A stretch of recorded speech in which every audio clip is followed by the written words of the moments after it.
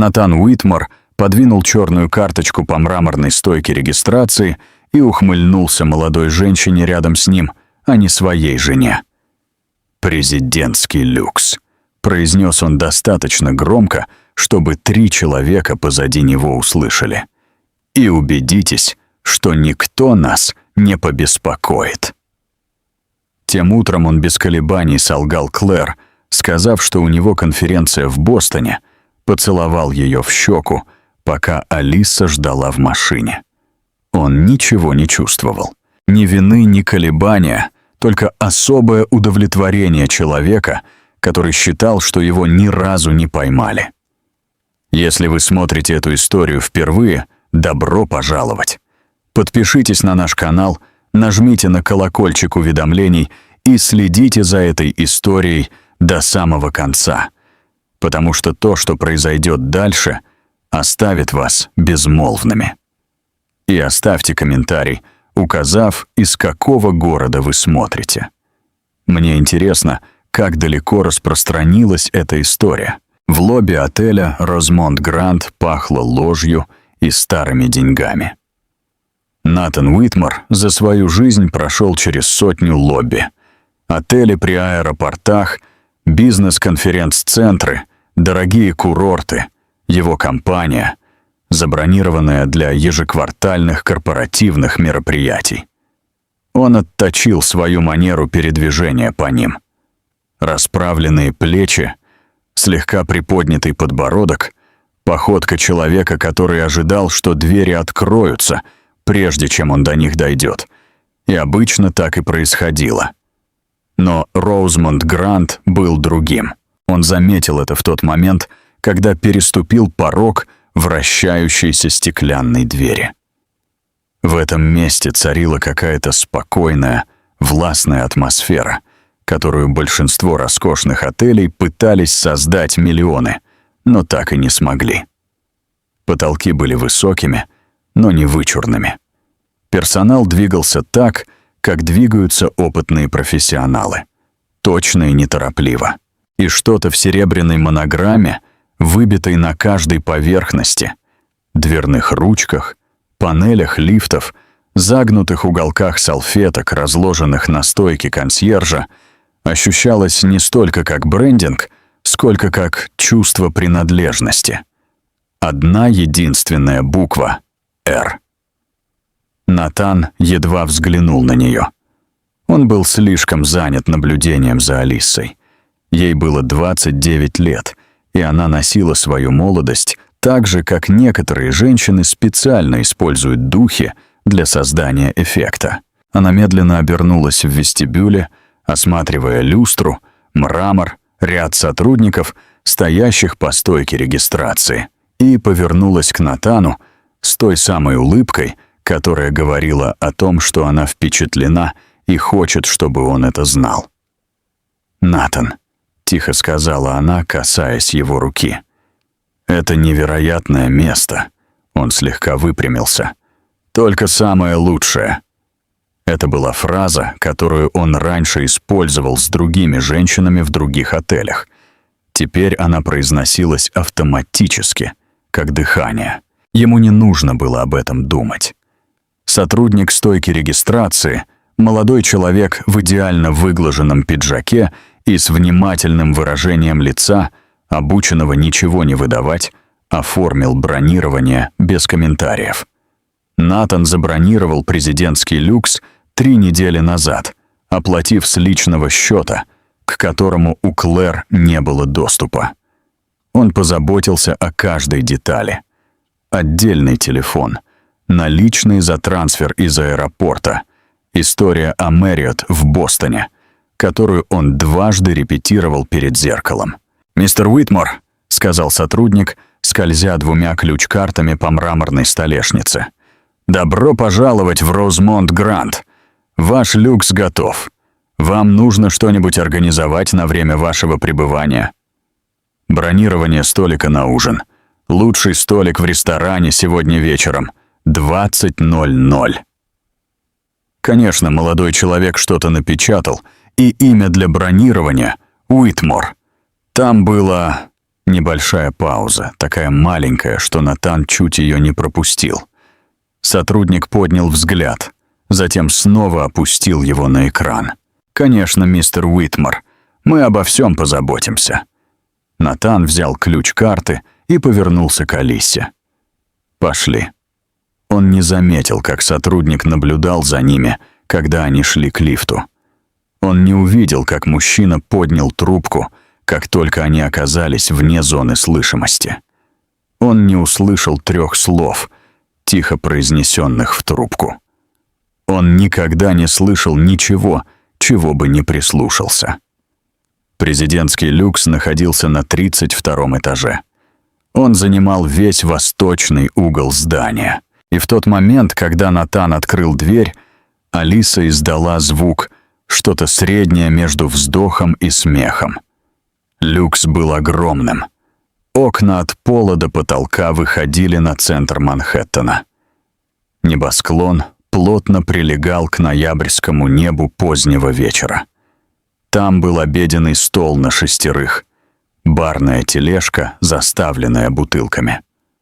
Натан узнал хорошие, те, которые стоят дороже, чем еженедельные продукты большинства людей, и гостиная, которая больше напоминала читальный зал, скорее напоминал частный клуб, чем отель.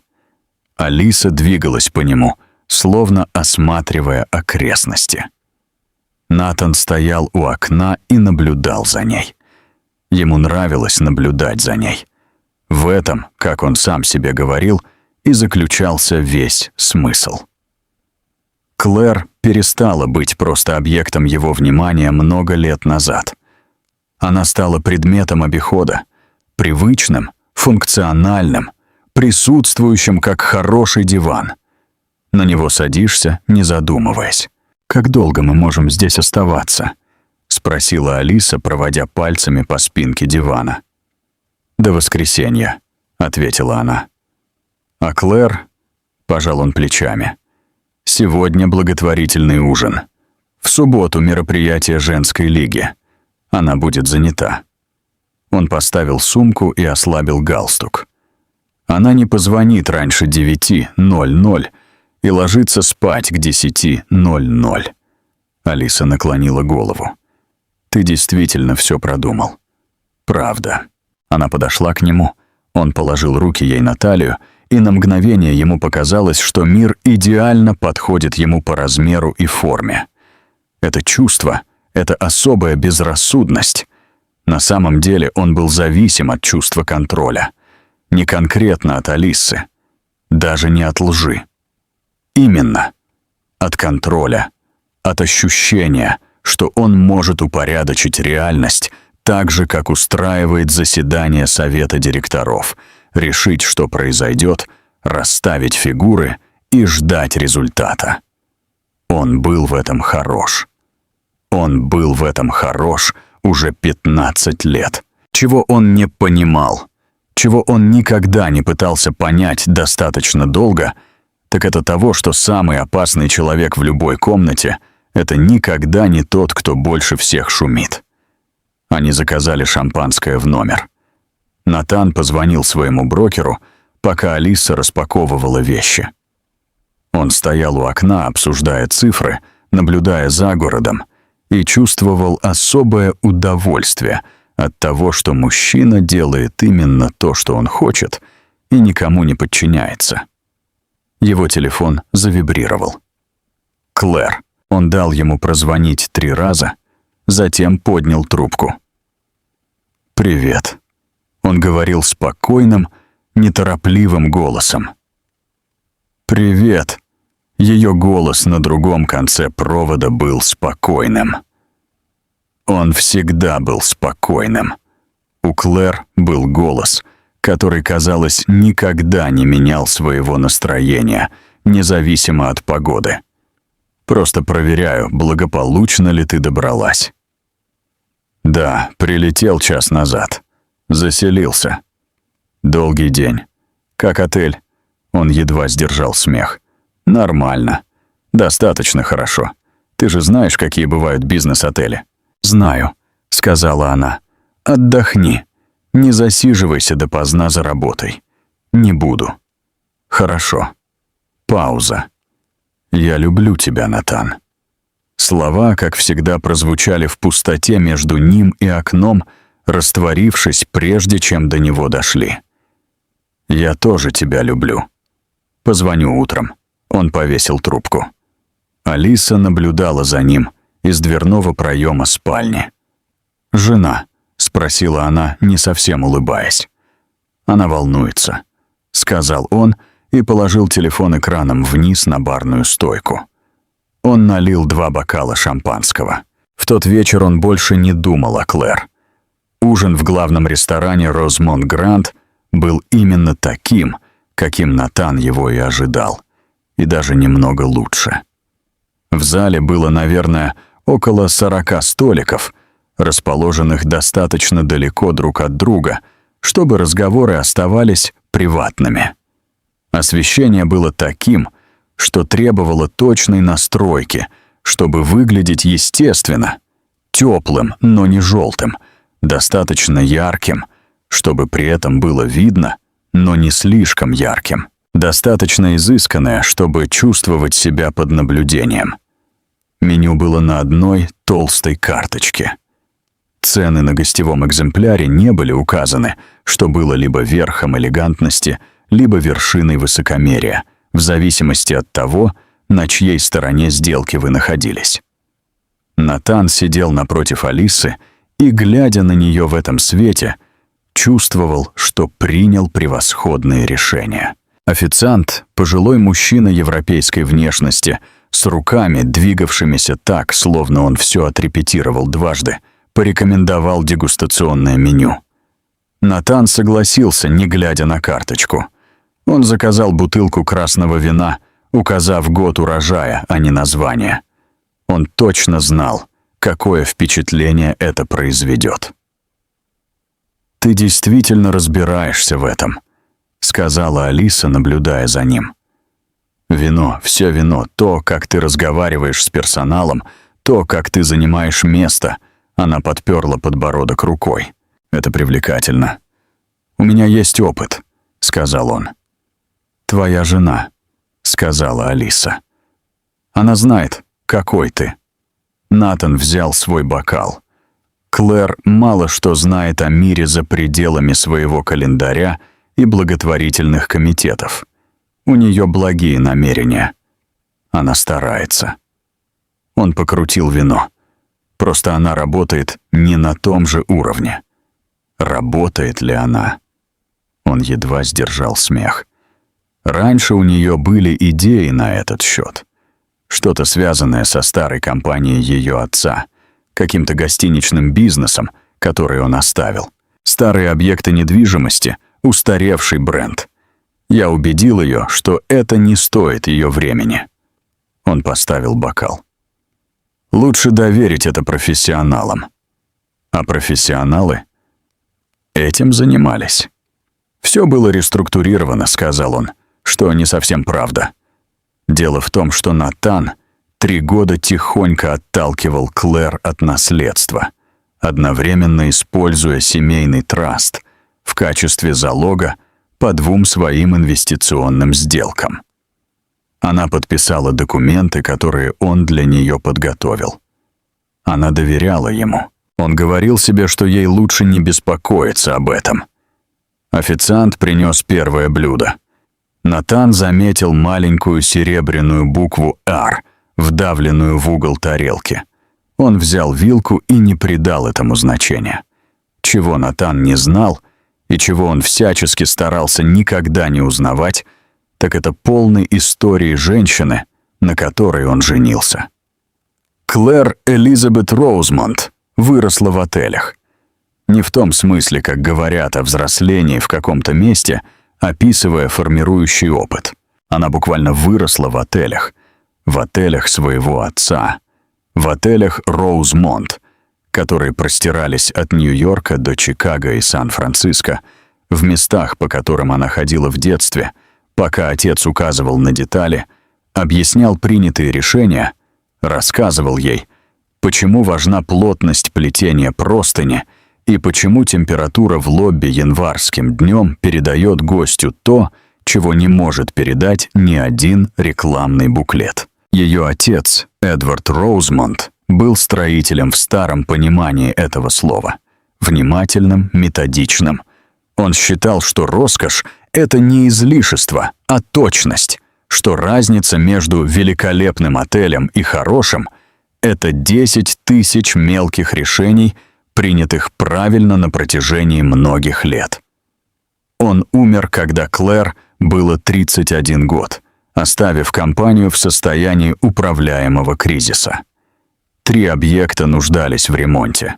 2 члена совета директоров настаивали на продаже. В последние годы его болезни бренд утратил свою популярность, и волки, инвесторы, которые кружили вокруг старых семейных предприятий, выискивая момент, когда семья потеряет доверие, были терпеливы. Натан появился в жизни Клэр через 6 месяцев после похорон. Он был обаятельным, финансово подкованным, хорошо разбирался в рыночной экономике, реструктуризации и стратегическом планировании. Она тогда думала, что он был именно тем практическим помощником, которого ей никогда не давал отец, тем, чего, как ей казалось, ей не хватало в зале заседаний. Она доверила ему детали, которые следовало бы держать при себе. И Натан действовал тихо, ненавязчиво поначалу. В те первые годы он искренне верил, что помогает, что Клэр была перегружена, что активы Роузмонд сложны, и она не готова управлять ими в одиночку. Он предложил взять управление на себя. Она согласилась. Перемены происходили постепенно, как медленная эрозия, не в результате одного наводнения, а в виде ежедневного удаления мелких зерен, невидимых, пока не оглянешься назад и не поймешь, что обрыва уже нет. Он начал отвлекать ее от заседаний совета директоров. Он перевел ее наследство на язык, который вызывал у нее сомнения. Он познакомил ее с финансовыми консультантами, которые отчитывались перед ним.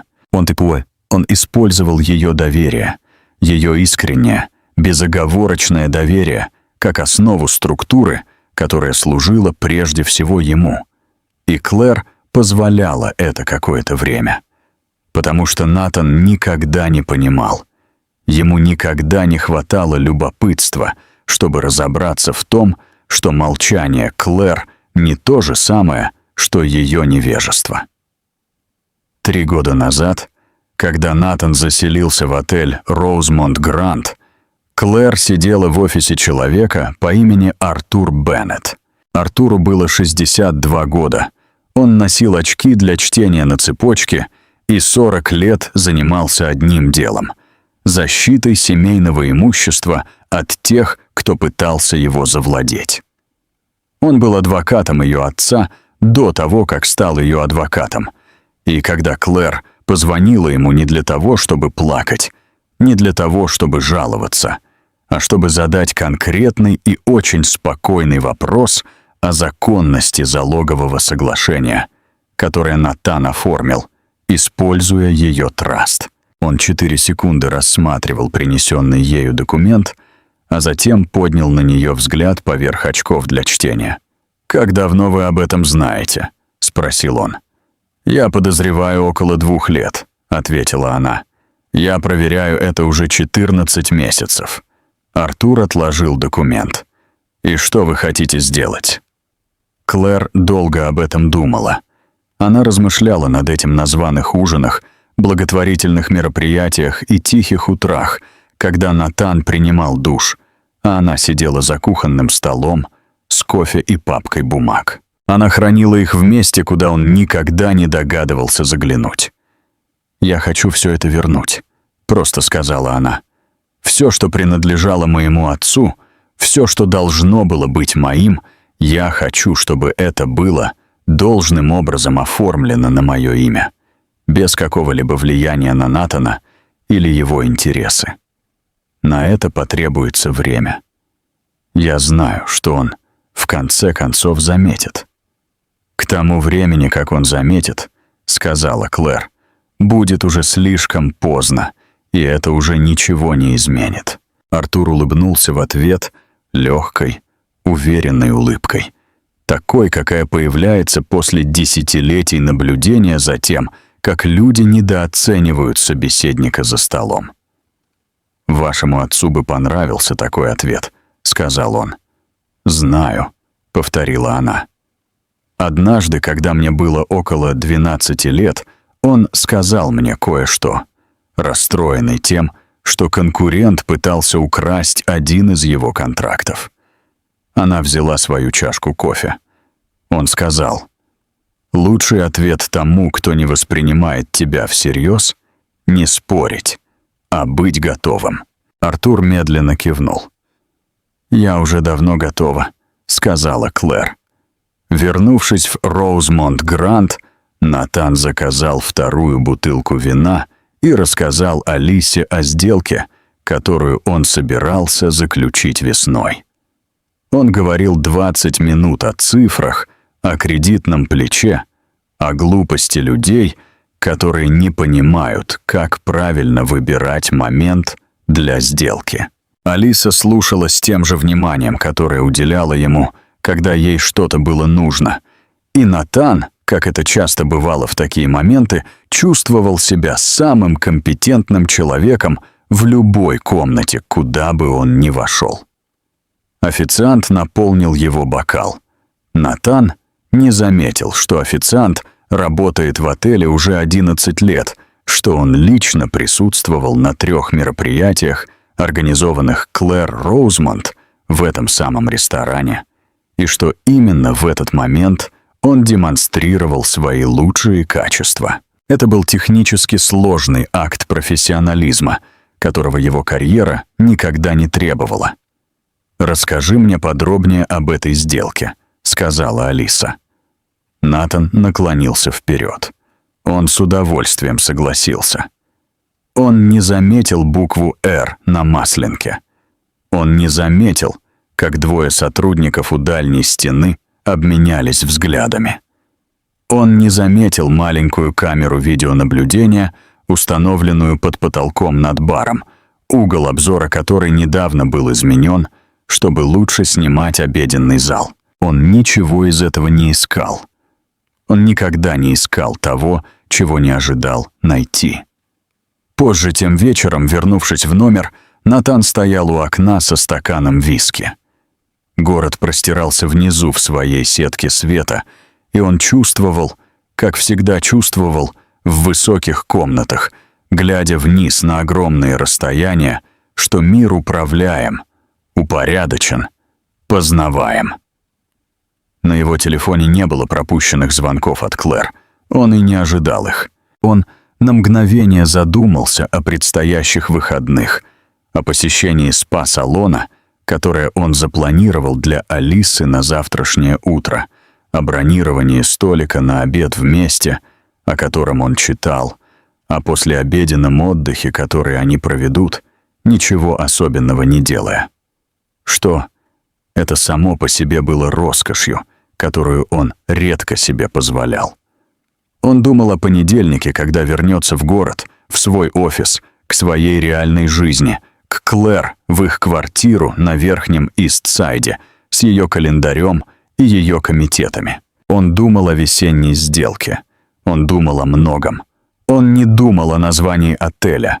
Он не думал о монограмме.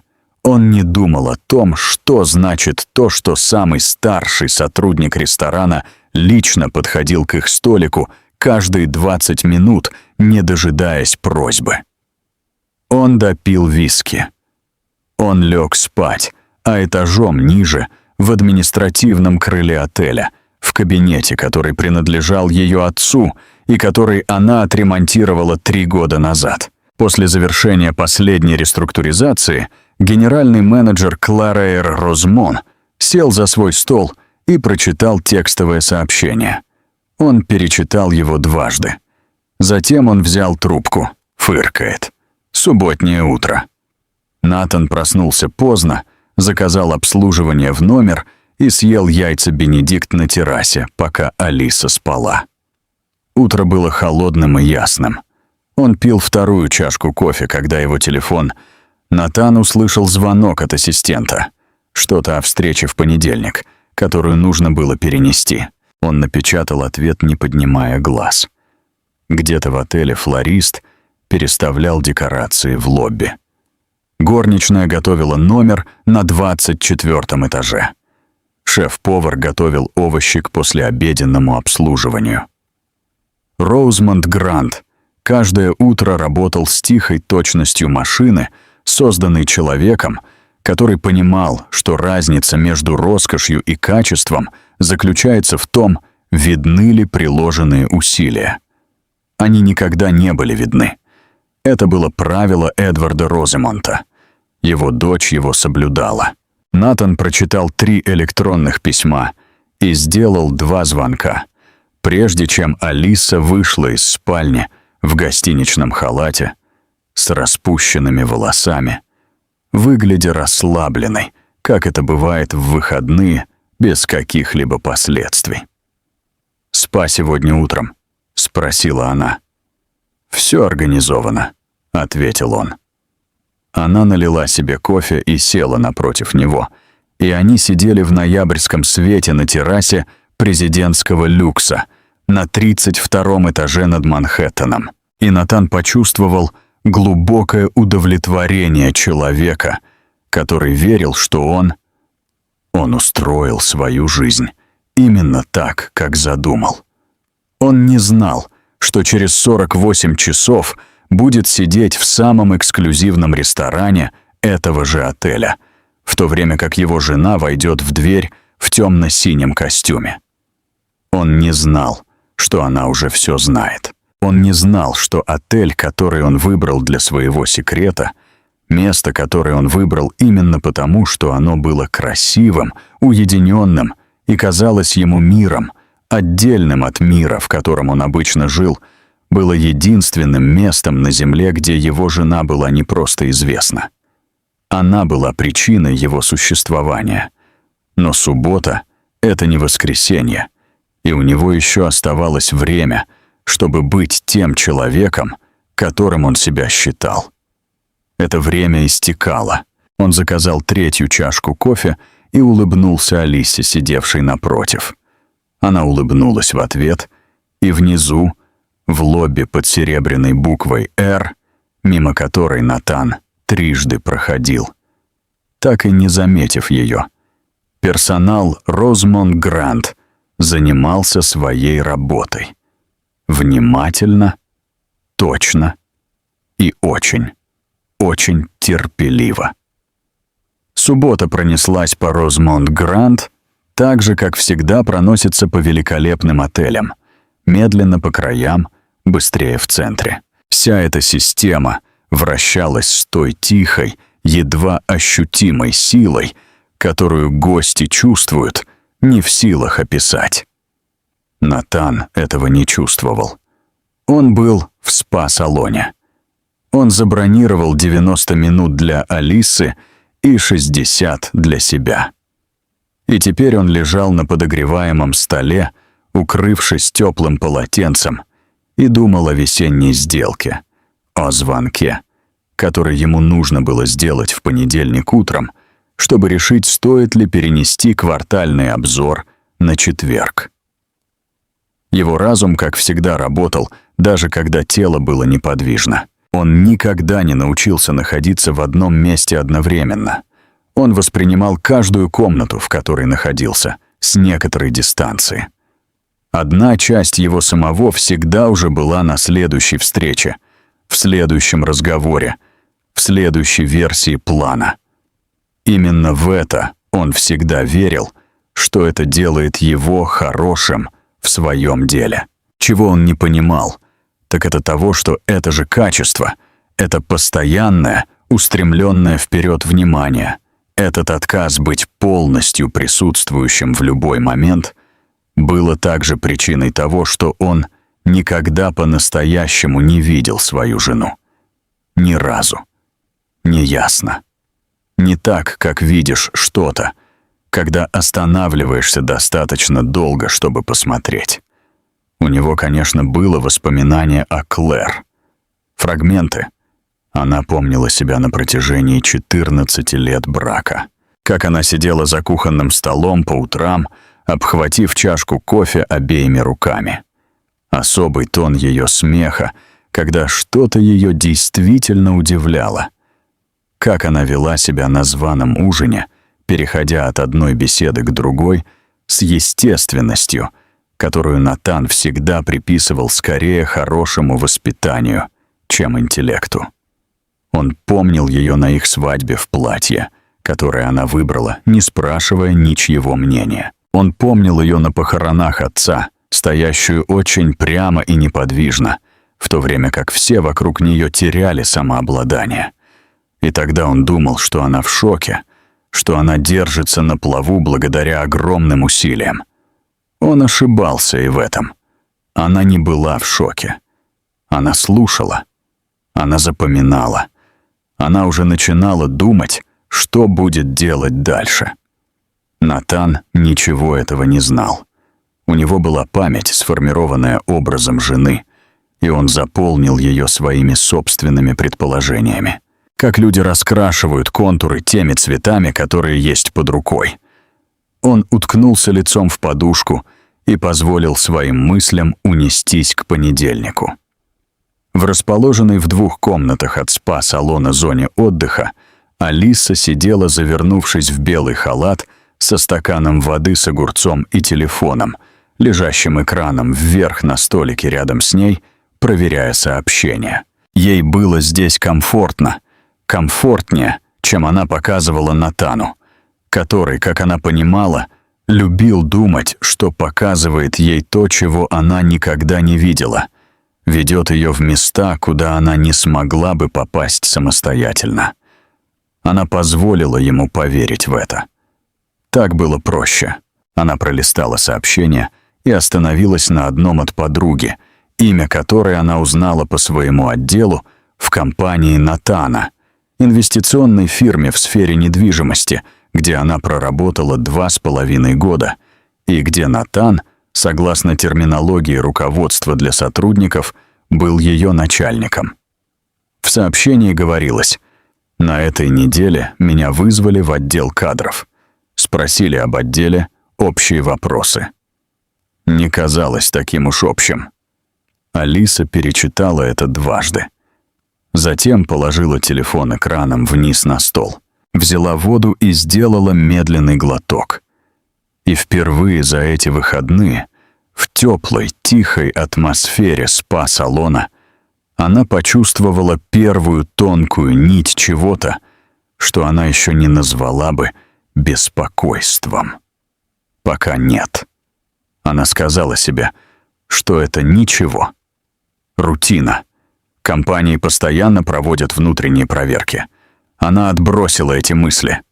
Она не отбросила их. Тем временем в 7 кварталах отсюда, в таунхаусе на восточной стороне, который, как полагал Натан, Клэр покинула тем утром ради обеда в комитете, Клэр Розимонт сидела за столом в комнате, куда Натана никогда не приглашали. Это была небольшая комната, рабочая комната, такая, которая со временем покрывается налетом реального труда. Стопки документов с вкладками, раскрашенными по датам, белая доска с графиками, которые пересматривались и пересматривались до тех пор, пока поверхность не покрывалась следами старого маркера. 2 ноутбука открыты рядом, наполовину допитая чашка остывшего чая. На одной стене 3 фотографии. Одна ее отца, сделанная в холле первоначального здания Розмонт в 1987 году. Другая — фотография нынешнего Гранта Розмонт, сделанная с противоположной стороны улицы в день завершения ремонта 3 года назад. И третья, самая последняя, фрагмент документа, на подготовку которого ушло 14 месяцев, и который после подписания вернул все незаконно присвоенные активы на их законные места. Артур Беннет сидел напротив нее. Он что-то читал. Последние 4 минуты он читал именно так, как обычно читает документы, требующие его полного внимания. Не быстро, но и не медленно. С размеренной, обдуманной точностью, которая означала, что он не будет спешить и ничего не пропустит. Он отложил бумаги. «Все в порядке», — сказал он. «Счета упорядочены правильно. Отчет отдела кадров подан и имеет отметку времени. Уведомление о расторжении контракта составлено и готово к вручению». Он снял очки. «Клэр, как только это начнется, все произойдет быстро». «Я знаю. Ты готова к быстрому?» Она взяла чай, вспомнила, что он холодный, и отложила его. «Снова опустите его. Артур, я была готова 3 года. Я терпеливо ждала 3 года. Я сидела напротив этого человека на званых ужинах, благотворительных мероприятиях и воскресных бранчах и слушала, как он объяснял другим людям, как будто сам построил компанию моей семьи». Она помолчала. «Я так готова к быстрому». Артур позволил себе легкую улыбку. «Воскресный вечер, потом ресторан». «Воскресный вечер. Я буду там в 8:15. «Я тоже», — сказала она. Она встала. Она подошла к окну. Отсюда она не видела Роземонт-Гранд. Он был слишком далеко на востоке, горизонт слишком плотный. Но она знала, где он находится. Она всегда знала, где он находится. «Знаешь, о чем я все время думаю?» «Что?» «Он выбрал этот отель». Она медленно покачала головой, и в ее выражении было что-то, что не было ни улыбкой, ни печалью, ни особым удовлетворением от того, что долгий расчет наконец-то подошел к концу. Это было что-то, что содержало в себе все 3. Что-то, что могло возникнуть только после очень долгого ожидания. Из всех отелей в этот город он выбрал тот. Артур снова надел очки. «Возможно, у Вселенной есть чувство меры», — сказал он. «Возможно, да», — сказала она. Она отвернулась от окна. «Мне нужно 30 минут с генеральным директором сегодня вечером. Майкл знает, чего от меня ожидают. Я просто хочу подтвердить время бронирования номера». «Уже подтверждено», — кивнула она. «Потом я иду домой». Она начала собирать пальто. «Я сказала Натану, что у меня сегодня благотворительный ужин, и я проведу его, как получится. А еще завтра у меня раннее утро». Она застегнула пальто. «И воскресенье будет долгим днем». Артур проводил ее до двери. На пороге он остановился. «К слову», — сказал он, — «твой отец сказал бы, что ты все сделала идеально». Клэр посмотрела на него на мгновение. Затем сказала: «Я знаю, что он бы так и сказал. Это единственное, что я хотел бы, чтобы произошло иначе». Она вышла. Ему бы следовало быть здесь и увидеть это. Дверь закрылась за ней. Артур на мгновение постоял в пустой комнате. Затем он вернулся к своему столу и начал звонить. Вернувшись в Роузмонт-Гранд, Натан вышел из спа-салона, чувствуя себя расслабленным и неторопливым. Он нашел Алису в холле, и они вместе направились к лифту. Его рука была у нее за спиной. Она была тише, чем утром. Он списал это на расслабление. «Хорошо», — спросил он. — ответила она. «Хорошо». Они поднялись в тишине. Двери лифта открылись на 32-м этаже. Они прошли по коридору. Натан провел ключ картой, толкнул дверь и отступил назад, чтобы пропустить ее.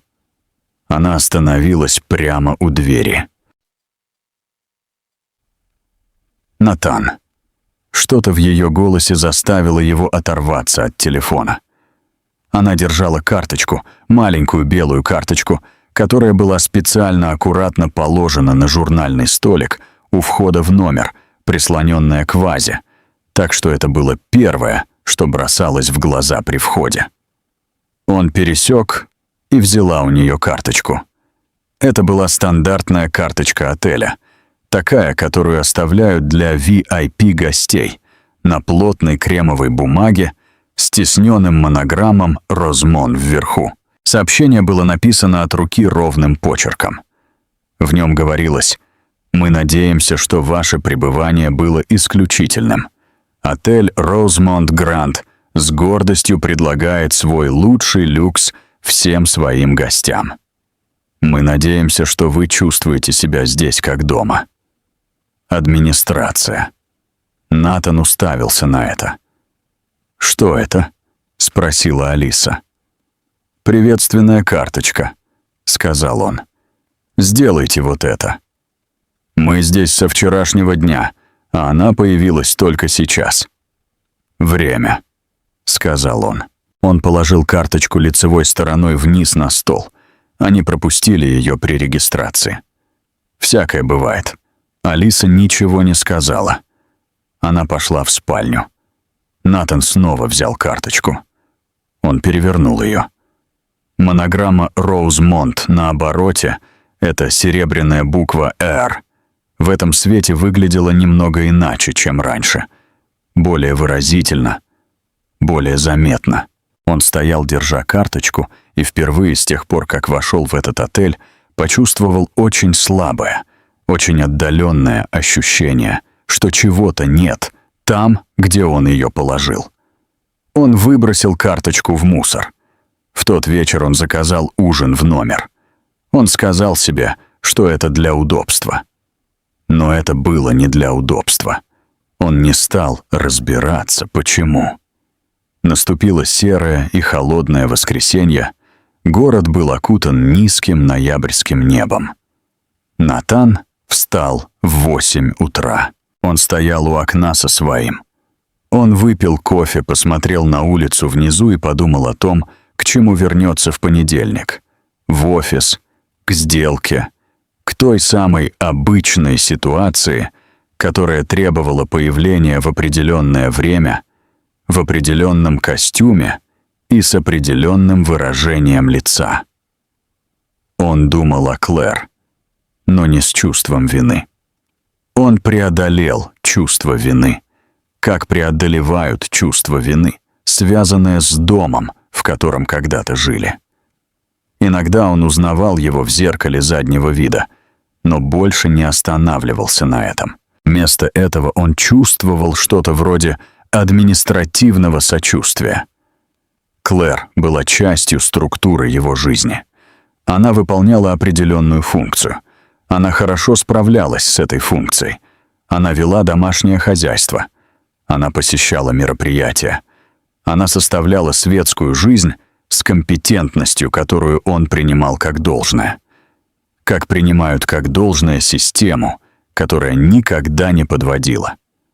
За годы мелких самооправданий он убедил себя, что этого достаточно. Что предоставление хорошего адреса, совместного счета и видимости полноценной жизни — достаточная компенсация за все, что он брал у нее, не спрашивая. Он убедил себя во многом. Алиса вышла из спальни и встала рядом с ним у окна, и он слегка подвинулся, чтобы освободить место. For her, and they stood together, looking at the gray city, and he thought, 2 more hours. Checkout was at 11 o'clock. He had the dinner reservation tonight, a last good meal before the drive back to real life, and then the car, and then Monday. I don't want to go back, Alyssa said. Neither do I, he said. He meant it as a performance. The moment he said it, he realized he also meant it literally. Not because he wanted to stay here specifically, but because going back meant being one person again instead of two. And being one person meant being the version of himself that existed in relation to Claire. And something about that today in this morning light felt more constrictive than it usually did. He did not ask himself why. He made a call to the restaurant to confirm the reservation. The host who answered confirmed it immediately, with a warmth that struck Nathan as slightly more deliberate than he expected. "Mr. Whitmore, 8 o'clock. We have your table ready. It's going to be a wonderful evening." "Good," Nathan said. He hung up. He finished his coffee. He took a shower and dressed in the gray suit he had packed specifically for tonight. The one that cost $4,000 and that he had bought originally to wear to a function Claire had organized 18 months ago. He had canned at the last minute that night. Work, he had told her he had been with Alyssa. He stood in front of the mirror and adjusted his tie and saw a man who looked by every external measure like someone who had things exactly where he wanted them. He did not see what was underneath. He was not in the habit of looking that far down. 2 floors below the presidential suite, in a service corridor that guests never accessed, Michael Reyes, the Rosemont Grand's general manager, 11 years. With the company the last 4 under, Claire stood with his arms folded and his jaw set, and spoke quietly to 2 members of his senior staff. "Tonight runs exactly as discussed," he said. "No improvisation, no early movement. 8 o'clock, the guests are seated. Dinner is served. Everything proceeds normally." He paused. "At 8:15, Miss Rosemont arrives. She'll come through the back entrance with Mr. Bennett. I'll meet them there. We move into the restaurant together at 8:20. Another pause. "Remain professional. Whatever happens in that room, remain professional." The 2 staff members nodded. Michael was quiet for a moment. He had worked in hospitality for 22 years. He had managed crises of every conceivable variety: kitchen fires, guest altercations, medical emergencies, a bomb threat once in Chicago. He had learned early that the mark of a great hotel professional was the ability to remain completely unreadable under any circumstance. But he had also loved Edward Rosemont, had learned the industry in large part from Edward Rosemont, and he had watched over the last 4 years as a man who had never spent a single day earning anything inside these walls moved through them like he owned them. He had not said anything. That had not been his place. Tonight was different. "One more thing," Michael said, and there was something in his voice now that was not quite professional. That was something more human and less managed. "When Ms. Rosemont walks into that restaurant tonight, I want every member of the front of house staff to know exactly who she is and what she built." He looked at both of them. "They probably already know, but I want them to know that we know." The 2 staff members exchanged a glance. "Yes, sir," said one. Michael nodded. "Good. Go." By 6 o'clock in the evening, Nathan and Alyssa had checked out of the suite. Nathan had extended the reservation through dinner, a separate billing arrangement. The front desk handled with seamless pleasantness, and had changed, and were sitting in the bar on the hotel's ground floor, waiting for 8 o'clock. Nathan ordered an old-fashioned. Alyssa had wine. They talked about nothing in particular. Her friend, a movie she had seen recently.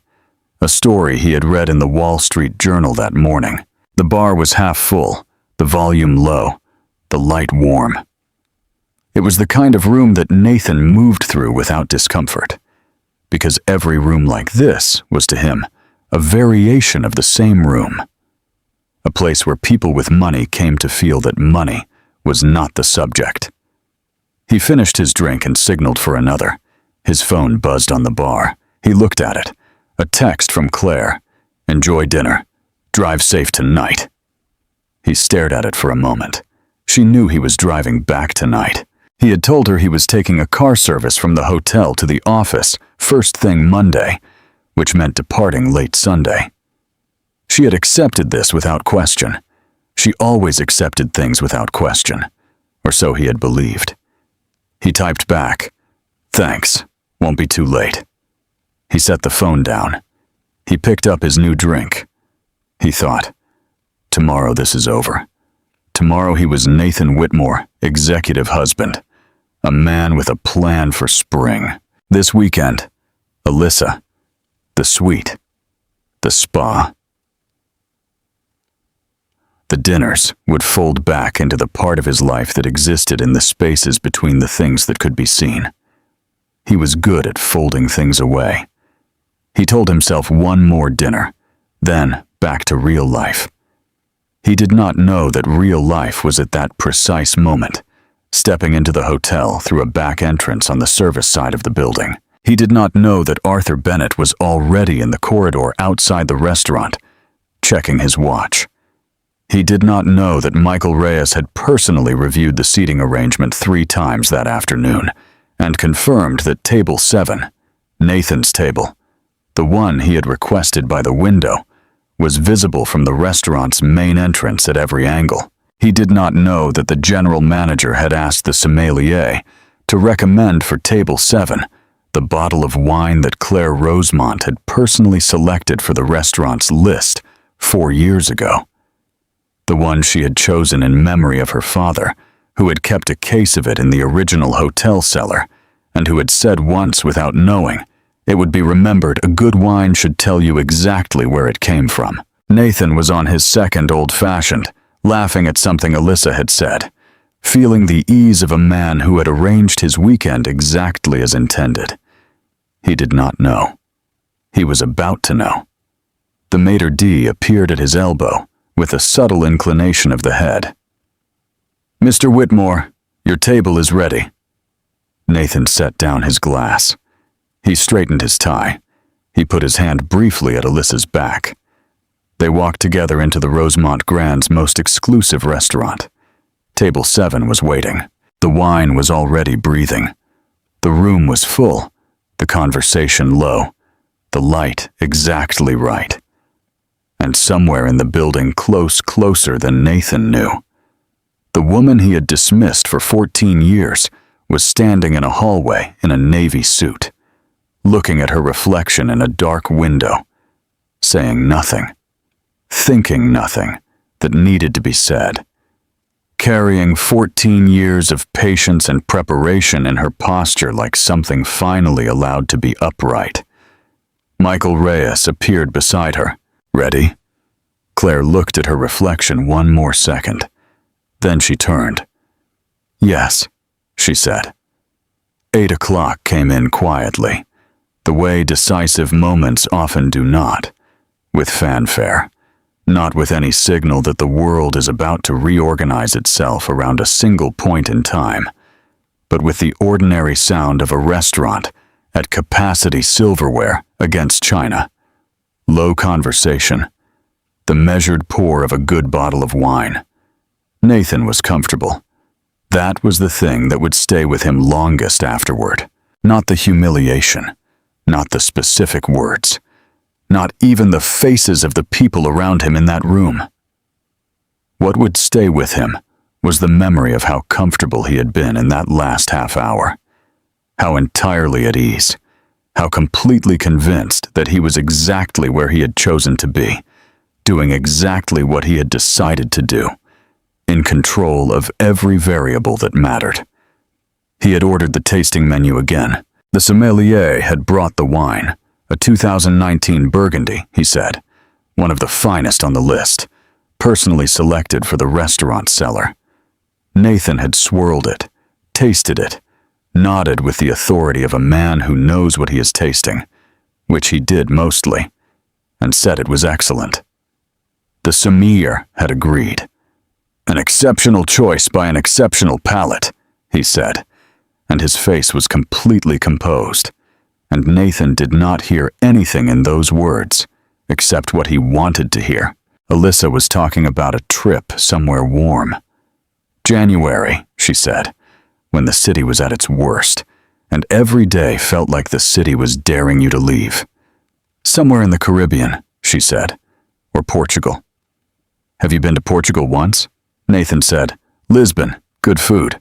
I've never been to Europe." "We'll go," he said. She smiled at that.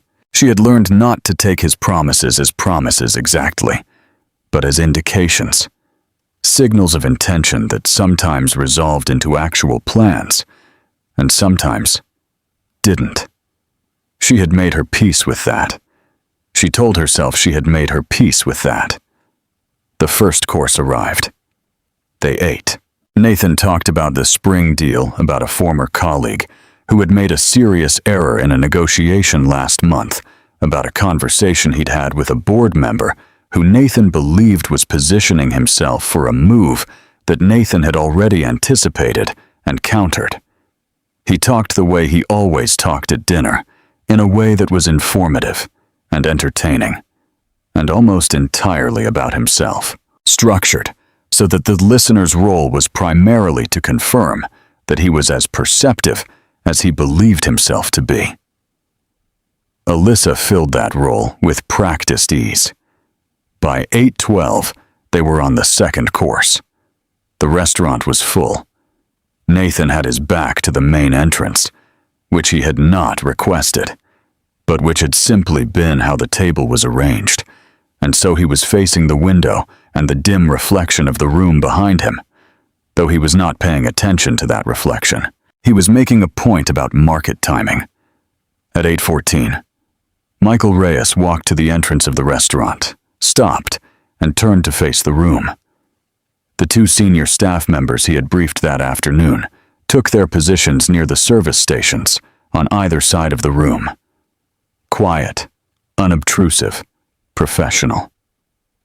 At 8:15 exactly, Arthur Bennett stepped through the main entrance of the Rosemont Grand Restaurant. He was followed by Claire. The room did not stop. No heads turned dramatically. The music did not change. No one gasped. What happened was subtler and more powerful than any of those things, a kind of collective shift in attention. The way a room's energy redistributes when someone enters who changes its center of gravity without announcing themselves. The staff knew. Every member of the front-of-house staff had been briefed, and professionals in a room with a secret create a particular quality of stillness that guests feel without understanding. Conversations continued. Forks moved. But something in the room was different, and several of the diners closest to the entrance felt it without being able to name it. Nathan did not feel it. He was making his point about market timing. Claire stood just inside the entrance for 3 seconds. She did not look at table 7 immediately. She looked at Michael, who gave her a single nod. She looked at Arthur, who was already moving to stand 1 step behind her right shoulder. She looked at the room, her restaurant, her father's vision made real in mahogany and linen, and the smell of good food. And she breathed once evenly, the way her father had taught her to breathe before something important. He had called it the breath before the door. You take it before you walk into any room that matters. He had told her not to calm yourself, to remind yourself who you are before anyone else gets a chance to tell you. She took it. Then she walked toward table 7. She was 12th away, when Nathan laughed at something he had said himself. A quick, self-satisfied sound, and reached for his wine glass, and in reaching for it, shifted slightly in his chair, and in shifting, caught the edge of the room's reflection in the window. He saw a figure in navy. He saw dark hair. His hand stopped on the wine glass. His brain moved through several things in rapid sequence, the way brains do when they encounter information that doesn't fit any existing file. And then he turned, and Claire was standing at his table. The silence that followed was not the silence of a room that had stopped. It was the silence of one man who had stopped, while the room continued around him. Alyssa looked up. She saw a woman she did not immediately recognize. Late 40s, dark hair, pulled back navy suit, utterly composed. And something in the woman's posture made Alyssa set her fork down without being aware that she was doing it. Nathan stood up. He didn't know why he stood up. It was reflexive, some old trained courtesy firing before his brain caught up. He stood, and in standing gave away something he couldn't take back, the instinctive recognition that this person required him to be on his feet. Claire. The word came out flat. No texture, no greeting. Not really. Just her name spoken. The way you speak something when you can't yet get your mouth around anything else. Nathan, she said. Her voice was exactly as it always was, that same measured room temperature calm that he had spent years interpreting as passivity. He was beginning in the space of the last 4 seconds to revise that interpretation. She looked at Alyssa. She looked at her the way a person looks at something they expected to find, and are neither surprised nor particularly moved by. "You must be Alyssa Grant," Claire said. Alyssa's mouth opened slightly. She said nothing. "I know who you are," Claire said, and then she returned her attention to Nathan with the particular deliberateness of someone who has decided that the secondary matter is settled and the primary one is all that remains. "Nathan, you're sitting in my chair." He blinked. "What?" "Table 7, she said. "In my restaurant. A breath at my hotel." The 3 words landed in 3 separate places. Nathan heard them, and then heard them again, and then processed them, and his face went through something that on anyone else might have been described as a series of small collapses, one after another, like a building losing its floors from the top down. "What are you talking about?" he said. His voice had dropped. The couple at the nearest table had stopped talking. The slayer near the service station had become very still. "I think you know what I'm talking about," Claire said. "But I'll be specific because you always did prefer things explained clearly." She reached into the folder Arthur was holding and placed a single document on the table beside his wine glass. He did not look at it. He was looking at her. "The Rosemont Grand is owned by the Rosemont Hospitality Group. The Rosemont Hospitality Group is owned in its entirety by me. It has been since my father's death, technically, and in full practical and legal reality for the last 3 years. She paused since I finished undoing what you did to it. The last sentence hit Nathan like something physical. He felt it in his chest, just below the sternum. A very specific impact, the kind that does not produce pain immediately, but that you know in the moment of contact is going to. "Claire," he started. "I'm not finished," she said quietly, without elevation or heat. "The most devastating delivery is always quiet. You spent 4 years using my family's trust as collateral for your personal investment positions. You signed documents on my behalf using a power of attorney that I should never have granted you. You redirected capital from 2 of my father's properties without board approval. You did this while telling me the company was underperforming and needed to be managed by professionals. The word professionals came out clean and precise, stripped of any sarcasm which made it worse. I have been documenting this for 14 months. Every transaction, every transfer, every signature." Nathan's jaw was tight. He said, "This is not the place."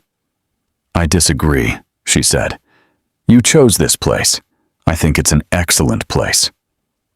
Alyssa pushed her chair back slightly, not standing, not yet, but creating distance. The movement was instinctive. Arthur stepped forward and placed a second document on the table. This one was thicker. Nathan glanced at it. He recognized the format before he could read the header. A legal filing, the kind that required a lawyer and a notary. And he understood in the same instant he recognized it had not been prepared this weekend.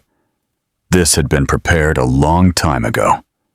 "Those are the divorce papers," Claire said. "R has been holding them for 6 weeks. I wanted to serve them here specifically. I thought the location was appropriate." She paused. Given that this is where you chose to celebrate. Nathan picked up the documents. His hands were steady, which cost him something. He could feel the cost of it. He read the first page. He set it back down. His face had taken on the particular tightness of a man performing composure in front of an audience, and knowing that the audience can see through the performance. "How did you know we were here?" he said. The question came out before he could stop it, and the moment it was out, he knew how it sounded. Not outraged, not commanding, but small. Smaller than he had ever heard himself sound. Claire tilted her head slightly. "Nathan, I own the hotel." He said nothing. "Every booking comes through my management system. Every reservation, every guest registration, every keycard activation."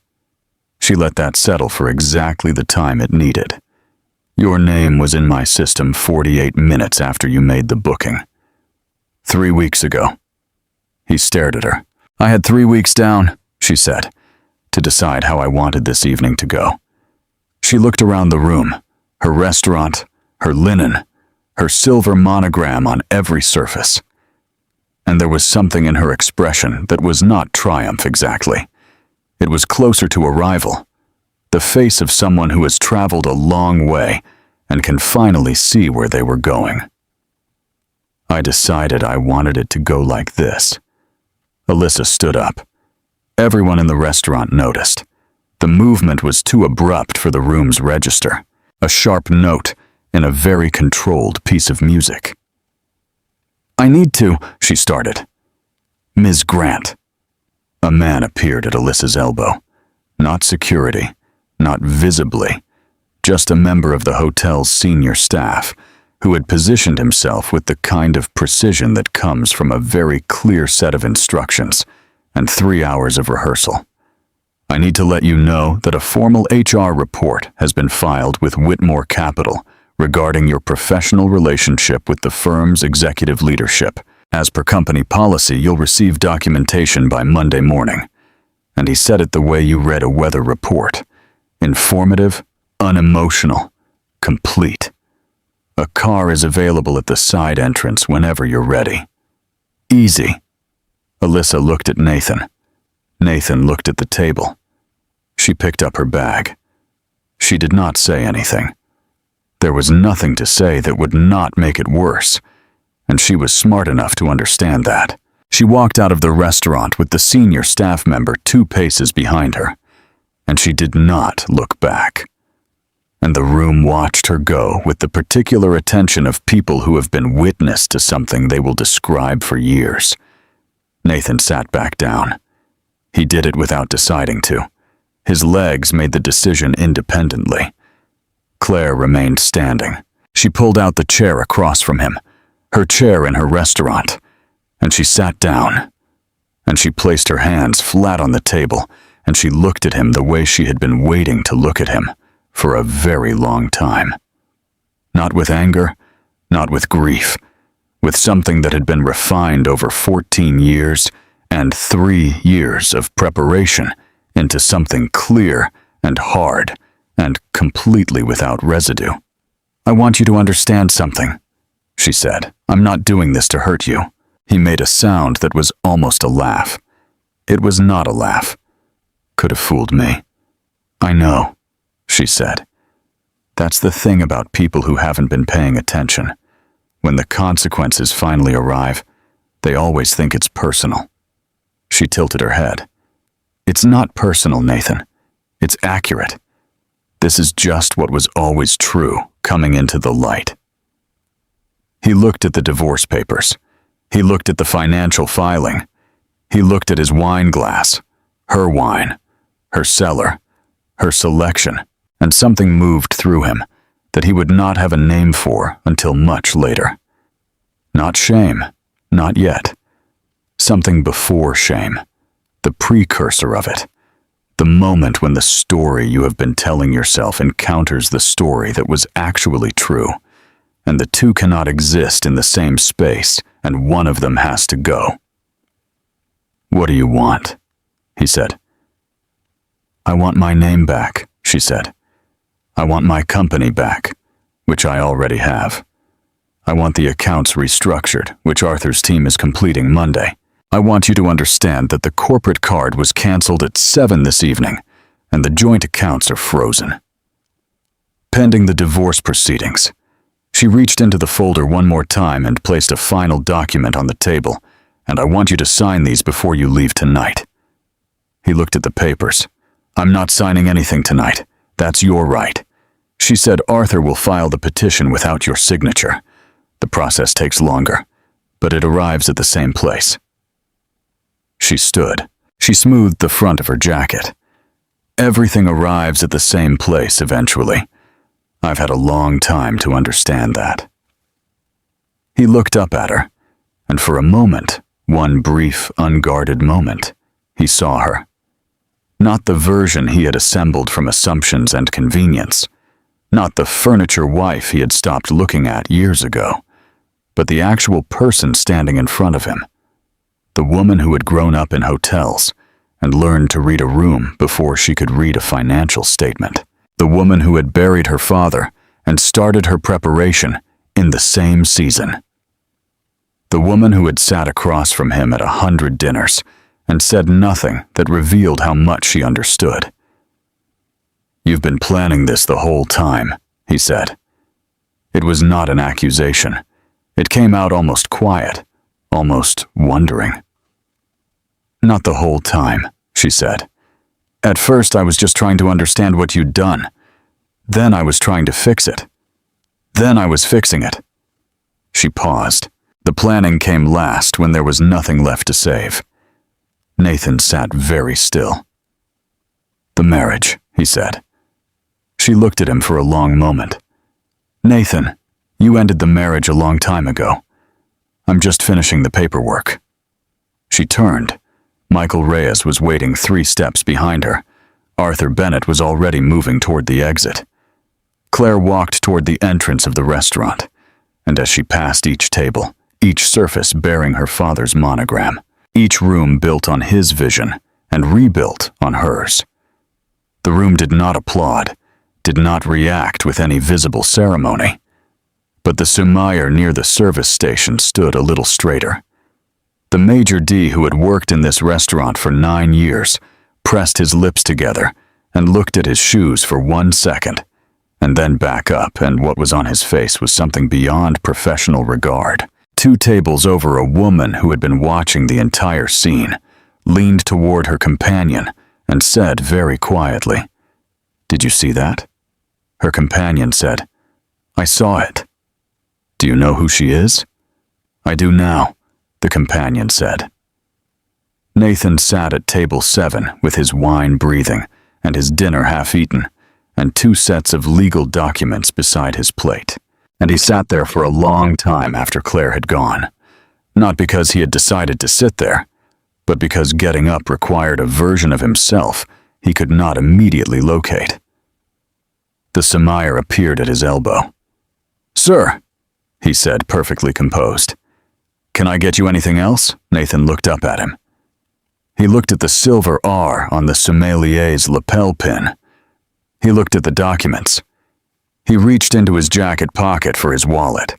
He removed the corporate card, the black card he had carried for 6 years, the one he used for everything that wasn't supposed to appear on the joint account, and he placed it on the table.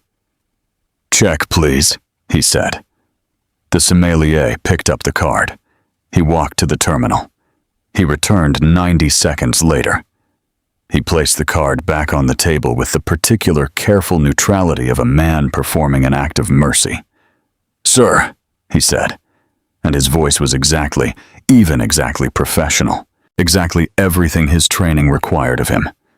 "I'm afraid this card is being declined." Nathan stared at it. "Would you like to try another?" He sat there in the restaurant that bore his wife's name at the table she had reserved, drinking her wine with her monogram on the plate in front of him, and her father's legacy on every wall around him. And he reached for another card, a personal card, one he had maintained separately, and he placed it on the table. And he did not look at the Sumayer, and he did not look at the other diners, and he did not look at the documents beside his plate.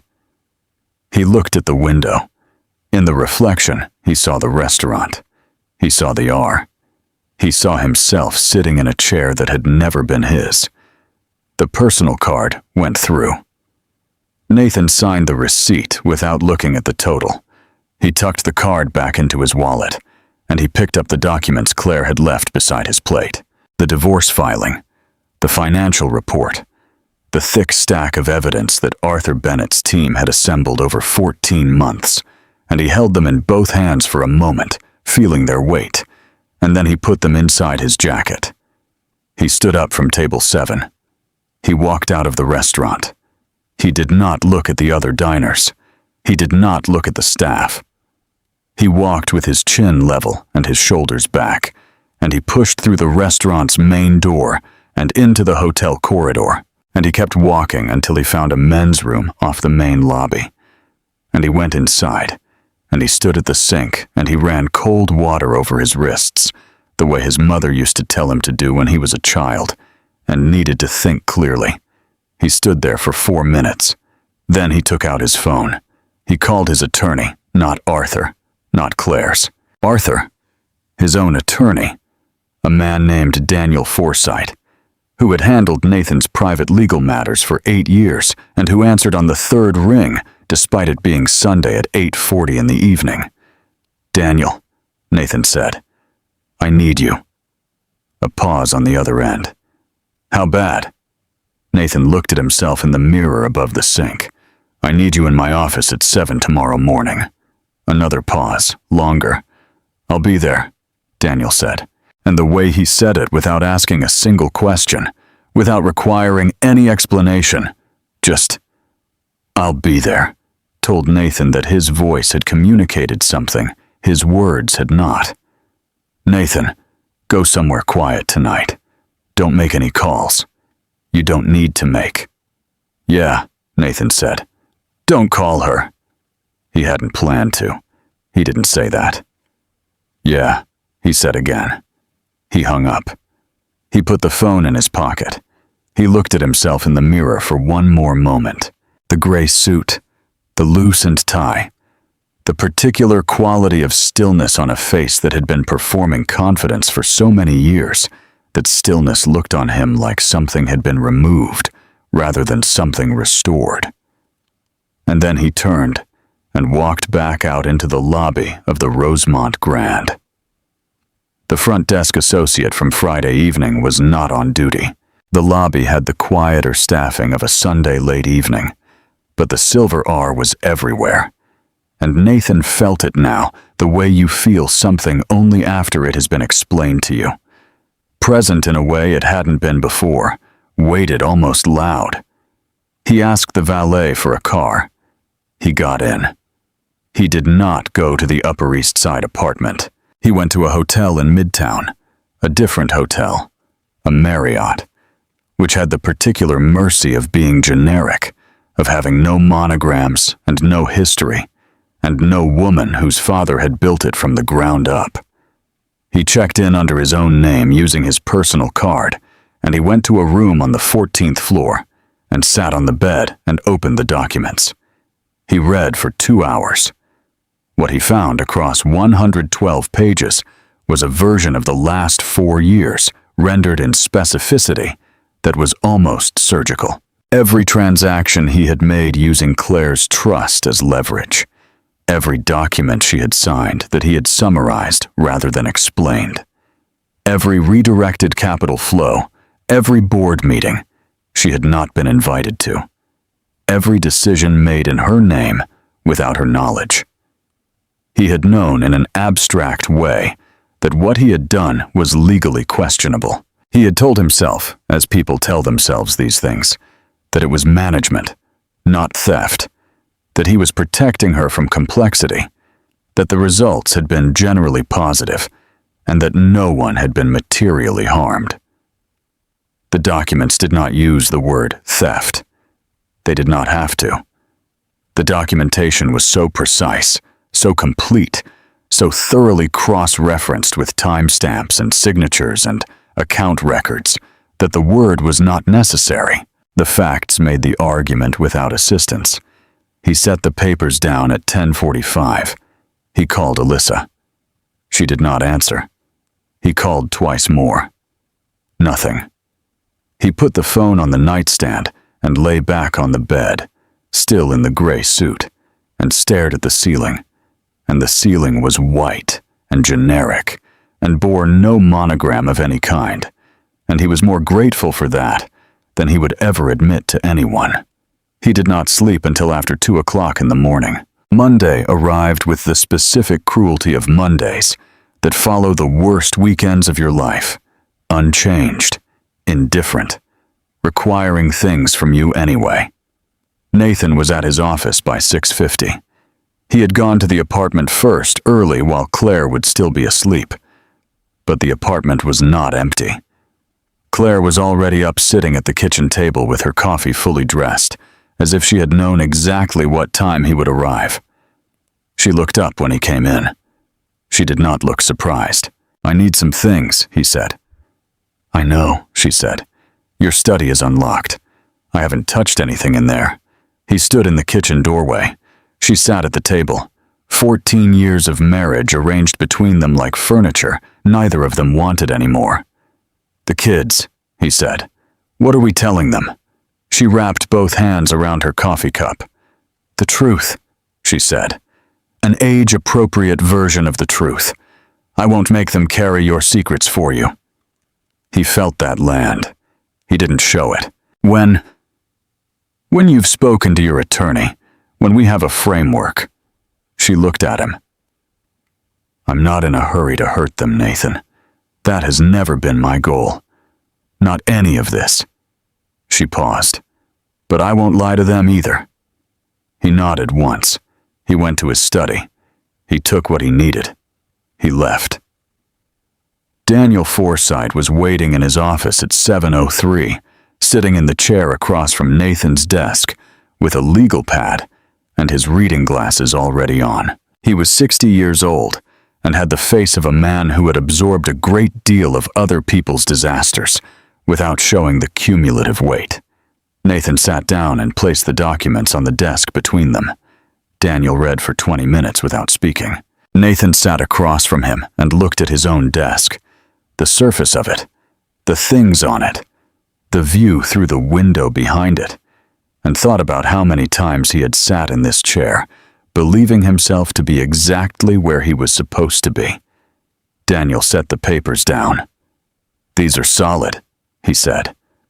The two words had a specific gravity, not cruel, just accurate. The same quality Claire's documentation had. She's had a very good attorney working this for a long time.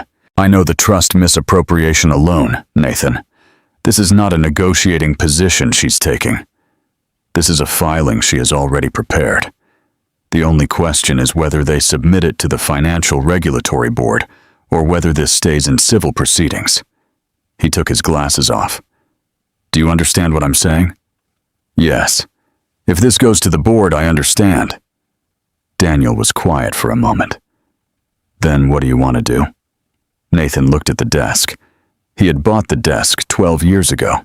He had chosen it because it was large and solid and communicated to anyone who sat across it that the man behind it was a person of substance and permanence. He had believed that furniture could do that.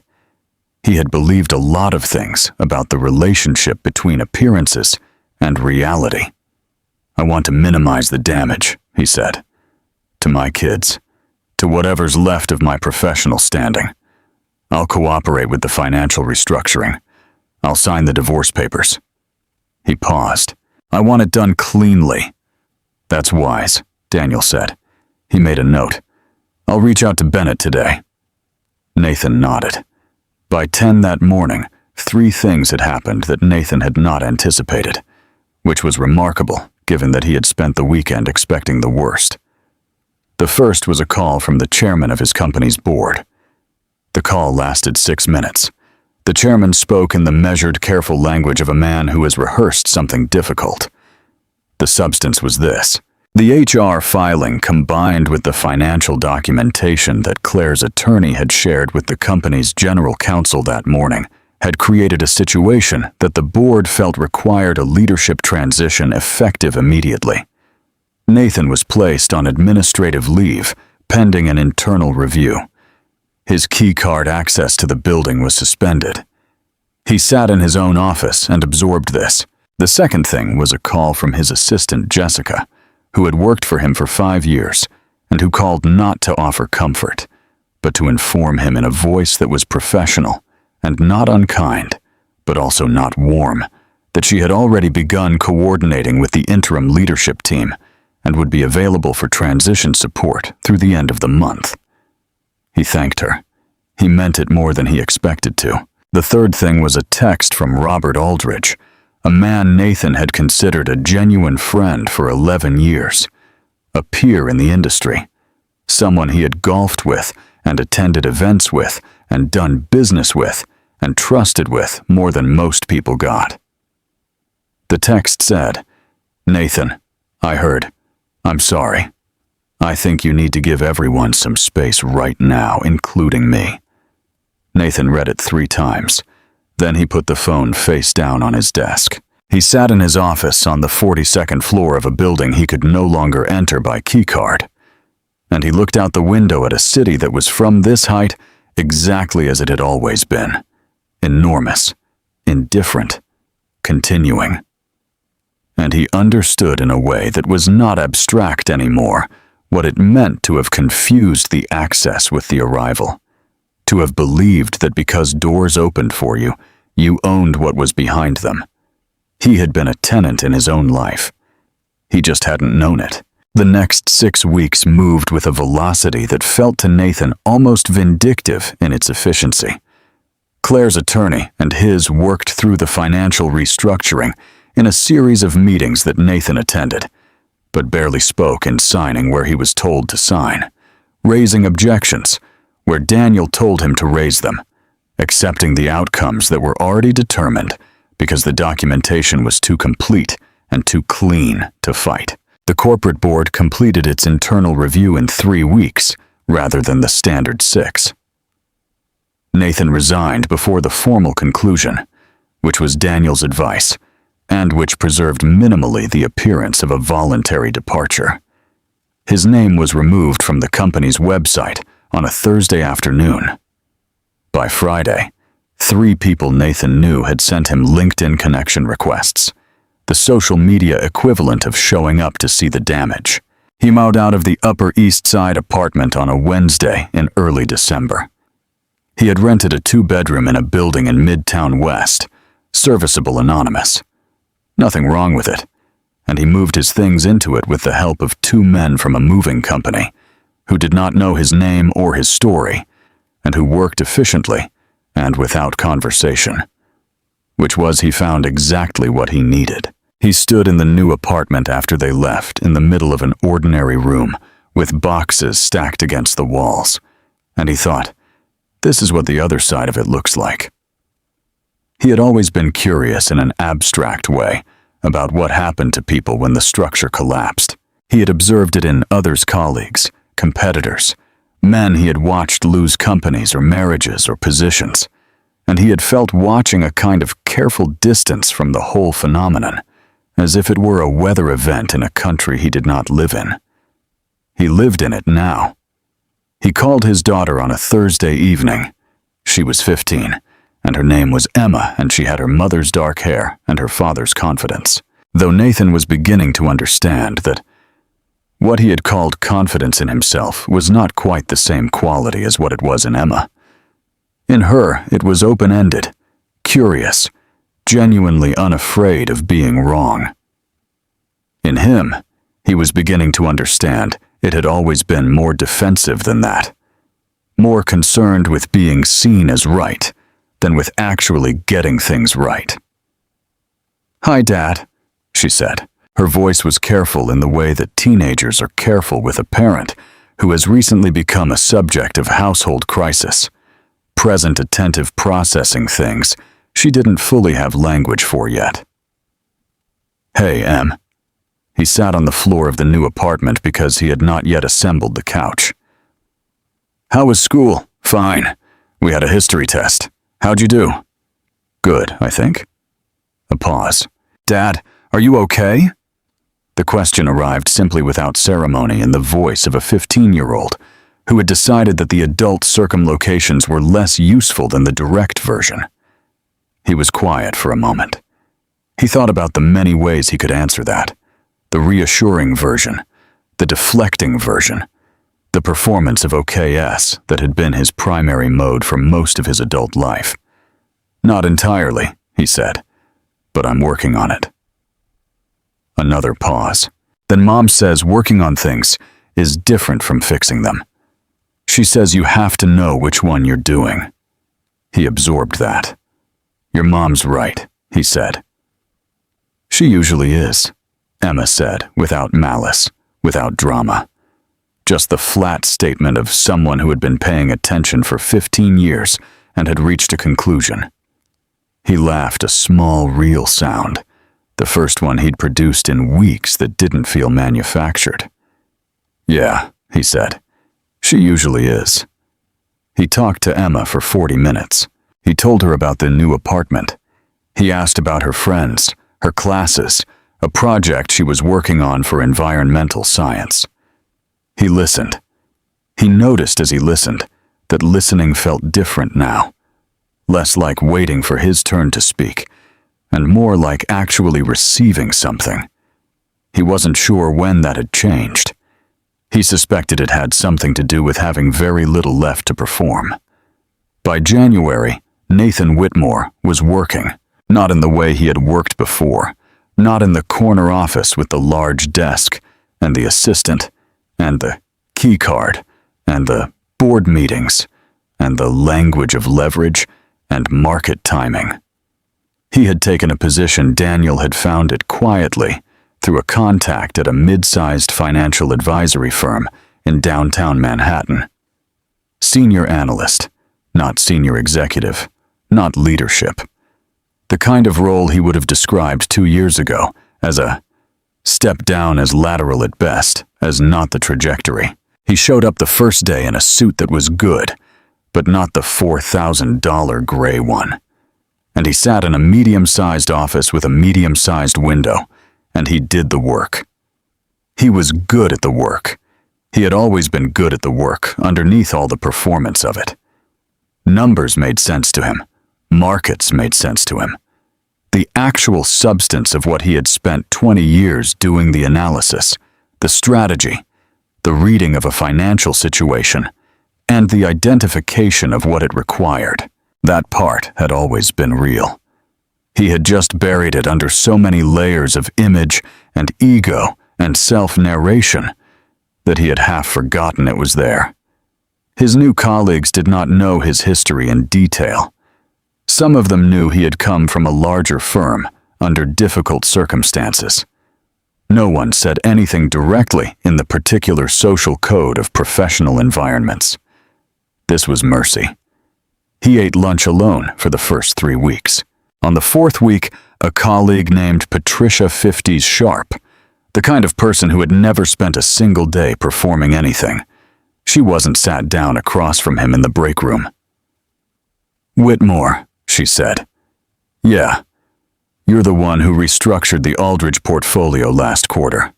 Write the report that went to the partners." "Yes." She nodded. It was good work. He looked up. "Thank you." She ate her lunch. He ate his. They didn't talk about anything else, but she came back the next week, and the week after that, and a kind of collegial ease developed between them that had nothing to do with his history, or his name, or the 42nd floor of a building he no longer had access to, and everything to do with the simple fact of doing the work and doing it honestly.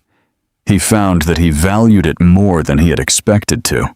In February, he received a letter, not an email, an actual letter on cream-colored paper with no return address delivered to the new apartment. Inside was a single sheet of notepaper with 12 words written in a handwriting he recognized. The note said, "The children need their father. I hope he shows up." There was no signature. He read it standing at the kitchen counter. He read it a second time. He folded it carefully and put it in the kitchen drawer. And he stood there for a while with his hand flat on the counter, and he thought about 14 years and what you do with the knowledge of who you were in them. He did not call Claire. He understood the note was not an invitation to call.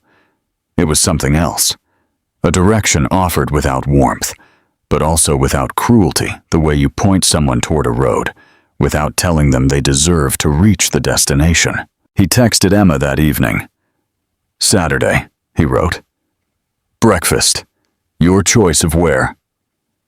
The response came in 4 minutes. "Yes, but I want the place with the really good pancakes, not the fancy one you always pick." He smiled. "Okay," he wrote back. "Your call." She sent a thumbs up. He put the phone down on the kitchen counter of his ordinary apartment and stood in his ordinary evening and felt underneath the loss and the specific ongoing ache of understanding yourself, too late, something that was smaller and quieter than anything he had felt in a long time. Not happiness exactly, not yet, but something adjacent to honesty. And honesty he was beginning to understand.